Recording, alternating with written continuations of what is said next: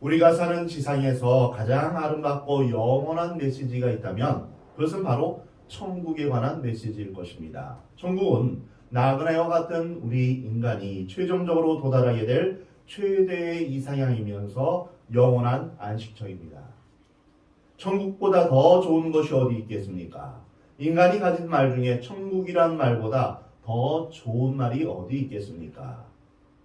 우리가 영원한 천국에 간다는 사실을 상상해 보십시오. 또 우리가 천국을 소유하고 있다는 이 엄청난 사실을 상상해 보십시오. 예수님이 이 세상에 오셔서 최초로 선포하신 말씀은 회개하라, 천국이 가까이 왔느니라, 이 말씀이었습니다. 예수님의 길을 미리 준비했던 세례 요한의 최초의 메시지도 회개하라, 천국이 가까이 왔느니라, 이 메시지였습니다.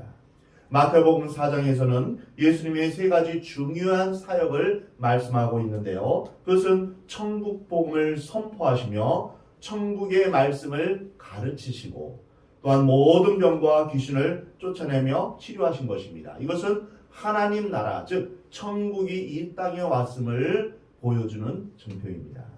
마태복음 5장부터 7장까지의 산상설교는 천국 백성이 이 땅에서 어떻게 살아야 할지를 알려주는 대헌장입니다. 주기도문에서나 가장 중요한 기도는 나라가 임하시오며 뜻이 하늘에서 이루는 것 같이 땅에서도 이루어지이다. 바로 천국이 이 땅 위에 이루어지도록 기도하는 것입니다. 예수님은 왜 이 땅에 오셨습니까? 바로 천국을 우리에게 소개하기 위해서입니다. 예수님이 왜 십자가에서 죽으셨습니까? 천국을 우리에게 주시기 위해서입니다. 예수님이 왜 부활하셨습니까? 우리를 천국으로 인도하시기 위해서입니다. 마태복음 12장까지는 예수님이 핍박을 받고 반대를 받는 그러한 사실을 기록하고 있습니다. 그런데 오늘 본문 마태복음 13장에 들어오면서 놀랍게 예수님은 천국에 대해서 집중적으로 말씀하십니다. 그래서 마태복음 13장을 천국 대헌장이다 이렇게 말하고 있습니다. 천국, 그것은 그리스도인이라면 날마다 우리의 마음속에서 꿈꾸고 생각하고 사모하며 기다리며 그리고 느끼며 살아야 하는 것입니다. 그런데 놀랍게도 많은 예수님 믿는 사람들이 아침에 눈을 뜨면 천국은 까맣게 잊어버리고 하루를 시작합니다. 세상을 열심히 살아갑니다. 여러 가지 일에 바빠서 천국을 미처 생각하지 못합니다. 그리스도인들도 그 정도인데 세상 사람들이 천국을 생각할 수 있겠습니까? 오히려 죽음을 더 많이 묵상합니다. 대부분의 사람들은 죽음에 대한 두려움과 불안이 있습니다. 그래서 본능적으로 장례식에 오래 머무는 것을 싫어합니다. 그리고 장례식에 갔다 와서 또 잔치집에 가는 것을 꺼려합니다. 그리고 무덤 옆에 사는 것을 싫어합니다. 세상 사람들은 이 세상을 지옥이라고 말합니다. 세상 사는 것이 지긋지긋하다고 하고 세상을 그처럼 살아보았지만 결론은 허무하다 이렇게 말합니다. 그런데 놀랍게도 이 지긋지긋하고 허무하고 지옥 같은 세상을 얼마나 악착같이 사는지 모릅니다. 다른 사람을 짓밟아가면서까지 독하게 살아가는 것입니다. 왜 그렇습니까? 죽음이 싫기 때문입니다. 좀 더 정확하게 말한다면 죽음 이유가 불안하기 때문입니다. 사람들은 죽는 것을 불행이라고 생각합니다. 죽는 것을 저주라고 생각합니다. 왜 사람들이 죽음을 축복과 영광으로 생각하지 않는지 모르겠습니다. 사실 천국이 있는 사람에게는 죽음이란 축복과 영광입니다. 그러나 사람들은 이 문제에 대해서 너무 생소하기 때문에 죽음을 저주라고 생각하는 것입니다. 어떤 사람들은 죽음 이후에 천국이 아니라 지옥이 기다릴 것 같다는 그러한 불길한 생각에 사로잡혀 있습니다. 또 어떤 사람은 죽음은 영혼의 끝이며 죽음 이후에는 영원한 허무가 찾아온다고 그렇게 생각하고 있습니다. 그래서 죽음이 나에게 찾아오는 것을 몹시 불안해하고 두려워하는 것입니다. 그러나 반대로 죽음을 축복으로 생각하는 사람도 있습니다. 예를 들어 사도 바울 같은 사람입니다. 디모데후서를 보면 사도 바울은 자신이 죽을 것을 직감합니다. 디모데후서는 바로 사도 바울의 유언과 같은 그런 서신입니다. 나의 선한 싸움을 싸우고 나의 달려갈 길을 마치고 이제 후로는 죽음 이후에는 의의 면류관이 나를 기다리고 있다라고 고백하고 있습니다. 이것이 사도 바울의 죽음관입니다. 죽을 무렵 그의 마음은 밝은 천국에서 자신을 위한 의의 면류관이 자신을 기다리고 있다는 소망을 가진 것입니다. 천국은 예수님과 하나님이 통치하시는 영원한 생명의 새로운 세계입니다. 예수님이 이 세상에 오신 목적은 우리를 천국으로 인도하기 위해서입니다. 그래서 요한복음 14장에서 예수님은 이렇게 말씀하셨습니다. 너희는 마음에 근심하지 말라. 하나님을 믿으니 또 나를 믿으라. 내 아버지 집에 거할 곳이 많도다.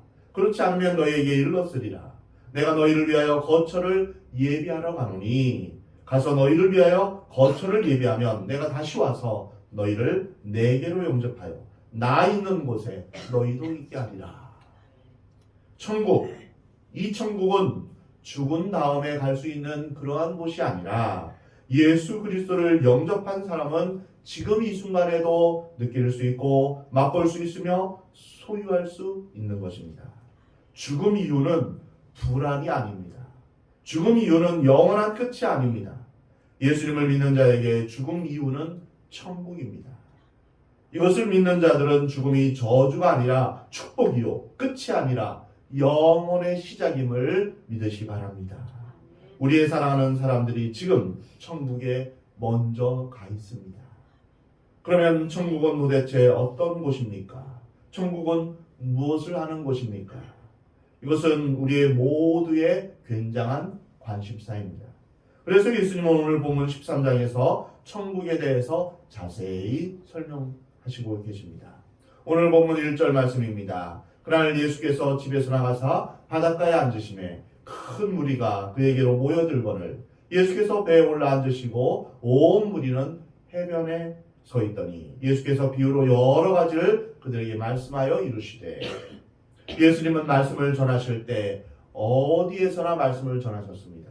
마태복음 5장부터 7장에서는 예수님이 산에서 말씀을 가르치셨는데 이제는 바닷가에서 설교하십니다. 형식이 없으신 예수님은 참으로 멋있고 매력적이십니다. 예수님이 배를 타고 배를 육지에서 조금 떨어지게 합니다. 사람들은 물결이 잔잔한 바닷가에 서서 말씀을 듣고 산천초목과 밭들이 있습니다. 예수님이 설교하시기 위해서 마련한 특별한 장소는 없습니다. 모든 장소가 다 의미가 있습니다. 어떨 때는 바닷가에서, 어떨 때는 회당에서, 또 어떤 때는 가정집에서 말씀하십니다. 예수님이 계신 곳이 다 교회입니다. 예수님이 계신 곳이 초막이나 궁궐이나 다 의미가 있습니다. 예수님이 계신 곳이 천국인 것입니다. 도시의 크고 웅장한 교회에도 시골의 단칸짜리 교회에도 예수님은 계십니다. 삼각 빌딩이나 아파트의 조그만 장소를 빌려서 예배드리는 곳에도 예수님은 그곳에 계십니다. 저희는 중국에서 아파트를 빌려서 그곳에서 예배를 드리고 성경 공부를 했었습니다. 그리고 주산항교회 초기에는 진천의 한 회사 사무실에서 주일 예배를 드리기도 했었습니다. 예수님은 서울에만 계신 것도 아니고 아프리카의 시골 마을에도 계시는 것입니다. 중요한 것은 장소가 아니라 말씀입니다. 그리고 그곳에 예수님을 믿는 사람이 있다는 것이 중요합니다. 오늘 본 말씀에서 예수님은 바닷가에서 7가지 비유로 천국을 말씀하고 있습니다. 예수님은 직접 말씀하셔도 되는데 왜 비유로 말씀하셨을까요? 여기에 굉장히 중요한 의미가 내포되어 있습니다. 성령님을 말씀하실 때 사도행전 2장 4장에서 무엇과 같다 이렇게 비교하면서 설명하는 것은 위대하신 성령 하나님을 다 설명할 수 없기 때문입니다. 요한계시록에서 수많은 상징 언어를 사용하는 것도 하나님의 비밀들을 인간의 언어로 규정할 수 없기 때문입니다. 천국도 마찬가지입니다. 천국은 우리 집 안방이 아닙니다. 인간의 개념으로 설명할 수 없을 정도로 어마어마하기에 비유로 설명해 주신 것입니다. 비유로 설명할 수밖에 없다는 사실이 천국의 첫 번째 특징입니다. 우리는 천국을 갔다 왔다 하는 그 사람들을 조심하고 경계해야 됩니다. 왜냐하면 예수님도 천국을 비유로 설명하셨는데 어찌 자신이 천국을 갔다 왔다고 확신할 수 있겠습니까? 이러한 간증이 성경의 내용과 맞는지 우리는 조심스럽게 검증해야 합니다. 사도 바울도 삼층청 체험을 말할 때 아주 조심스럽게 간증했습니다. 자신이 셋째 하늘에 갔다 온 것을 체험하고 12년이 지나서야 그것도 자기의 사도직이 공격을 받을 때 할 수 없이 간증한 것입니다. 너희들이 신비를 말하느냐? 그렇다면 나도 할 말이 있다. 그리고 삼층천에 다녀온 이야기를 하면서 이것도 무익하다라고 말하고 있습니다. 예수님이 천국을 비유로 말씀하신 이유는 쉽게 이해하기 위해서입니다. 천국은 인간이 한 번도 경험해보지 못한 세계입니다. 그래서 예수님은 인간이 가장 잘 이해할 수 있는 실제 생활을 예를 들어서 천국을 가르쳐 주신 것입니다. 마태복음 13장에서 천국을 7가지로 비유로 말씀하셨습니다. 씨 뿌리는 비유, 가라지 비유, 겨자씨 비유, 누룩 비유, 감춘 보화 비유, 진주 비유, 그물 비유입니다. 천국을 농사 짓는 데 비유한 것이 4가지, 장사하는 데 비유한 것이 2가지, 고기 잡는 데 비유한 것이 1가지입니다. 이 비유들은 비록 못 배운 사람이라 할지라도 당시 사람들이라면 익숙한, 잘 알고 있는 그런 내용들입니다. 이것은 우리가 천국을 오해하지 않기 위한 예수님의 방법이기도 합니다. 오늘 본문 이후의 10절 말씀을 보면 제자들이 예수께 나와 이르되 어찌하여 그들에게 비유로 말씀하십니까? 대답하여 이르시되 천국의 비밀을 아는 것이 너희에게는 허락되었으나 그들에게는 아니 되었으니 라고 말씀하십니다. 여기서 예수님은 천국의 비밀이 감추어진 데 그 이유를 설명해 주십니다. 우리가 여기서 조심해야 될 것은 이 말씀을 잘못 해석하면 천국을 어떤 사람, 즉 택하지 않은 사람들에게는 감추기 위해서 비유로 말씀하셨다, 이렇게 오해할 수 있습니다. 그러나 본문의 뜻을 자세히 보면 감추기 위해서 비유를 쓰신 것이 아닙니다. 마태복음 13장 12절에 보면 무릇 있는 자는 받아 넉넉하게 되되 없는 자는 그 있는 것도 빼앗기리라 하신 말씀처럼 넉넉하게 되는데 비유의 목적이 있습니다. 비유는 어떤 사람에게는 감추기 위해 사용되기도 하지만 그것이 본뜻이 아닙니다. 사랑하는 제자들에게, 있는 자들에게, 천국 백성들에게 이 천국을 좀 더 분명하게 체험하고 확신하게 하기 위해 사용하신 것입니다. 오늘 본문 이후에 16절에서 내가 진실로 너희에게 이르노니 많은 선지자와 의인이 너희가 보는 것들을 보고자 하여도 보지 못하였고 너희가 듣는 것을 듣고자 하여도 듣지 못하였느니라. 예수님 말씀하셨습니다. 또한 그러나 너희 눈은 봄으로 너희 귀는 들음으로 복이 있도다 라고 말씀하십니다. 이런 예수님이 비유로 천국을 말씀하실 때 보는 것보다 듣는 것보다도 더 확실하게 천국이 깨달아진다는 것입니다. 천국은 이런 것이다 라고 말하는 것은 천국을 오히려 축소시키는 것입니다. 마치 코끼리의 한 부분을 만진 소감과 같습니다. 그러나 예수님이 말씀하시는 이 비유를 우리가 깨달음으로 말미암아 천국에 대해서 깊이 이해하게 되는 것입니다. 마태복음 13장 34절에 보면 예수께서 이 모든 것을 우리에게 비유로 말씀하시고 비유가 아니면 아무것도 말씀하시지 아니하셨으니 이는 선지자를 통하여 말씀하신 바 내가 입을 열어 비유로 말하고 창세부터 감추인 것들을 드러내리라 함을 이루려 하십니다. 성경의 비밀은 바로 하나님 나라에 있습니다. 비유는 이 하나님 나라의 비밀을 캐내는 데 목적이 있는 것입니다. 예수님은 천국을 이 땅에 이루기 위해 오신 분입니다. 바로 예수님 자신이 천국입니다. 예수님을 깨닫는 자가 천국을 깨닫는 자요. 예수님을 믿는 자가 천국을 소유한 자입니다. 예수님을 모신 자가 천국을 이루는 사람입니다. 천국은 예수님과 함께 우리의 마음 가운데 있는 것입니다. 예수님은 말씀하십니다. 하나님 나라가 여기 있다 저기 있다 할 것이 아니라 하나님 나라는 너희 마음 가운데 있느니라 라고 말씀하셨습니다. 바로 천국은 예수님을 믿는 자들에게 임하는 것이며 또한 예수님을 모신 자에게 임하는 것입니다. 에베소서를 보면 그 뜻의 비밀을 우리에게 알리신 것이요 그의 기뻐하심을 따라 그리스도 안에서 때가 찬 경륜을 위하여 예정하신 것이니 하늘에 있는 것이나 땅에 있는 것이 다 그리스도 안에서 통일되게 하려 하십니다. 참된 비밀은 천국에 있고 그 천국의 비밀은 어디에 있습니까? 예수 그리스도 안에 있습니다. 지금 예수님이 하시는 비유란 바로 예수님 자신을 계시하는 내용입니다.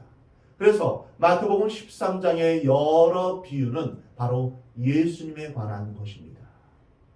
그래서 예수님은 비유로 말씀하실 수밖에 없는 것입니다. 사람들이 천국에 대해서 이상한 소리를 하는 것은 천국을 느끼지 못하기 때문입니다. 날마다 천국을 사는 사람은 예수님과 함께 천국이 이미 자신 안에 있는 것입니다. 예수님이 농사 짓는 일, 고기 잡는 일, 장사하는 일을 통해서 천국의 비밀을 가르쳐 주신 것은 자연의 모든 질서와 환경, 그리고 우리 주위의 일상생활을 통해서 천국의 진리를 알 수 있다는 뜻입니다. 그러므로 자연의 모든 현상에서 영적 진리를 찾아보는 축복이 있어야 합니다.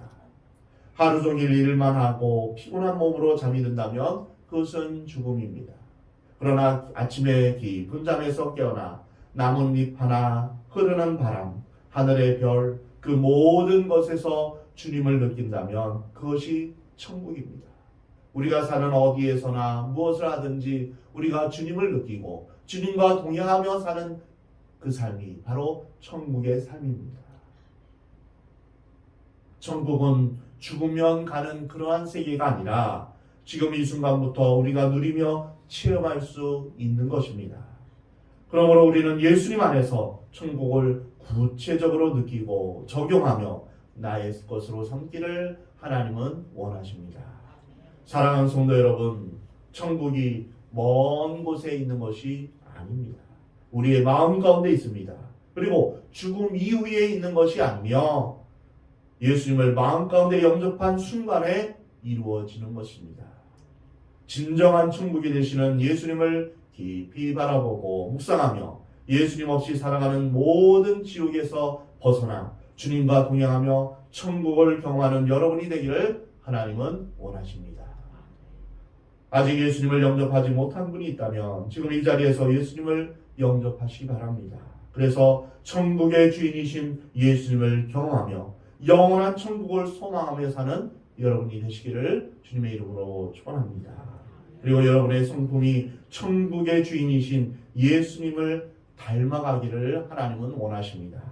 우리 마음에 예수님이 계실 때 우리는 천국을 소유할 수 있습니다. 너희 안에 이 마음을 품으라 곧 그리스도 예수의 마음이니 라고 말씀하십니다. 나는 마음이 온유하고 겸손하니 나에게서 배우라 라고 말씀하십니다. 온유하고 겸손하신 예수님의 마음을 품음으로 말미암아 천국을 경험하며 또한 천국을 소유하는 저와 여러분이 되기를 하나님은 원하십니다.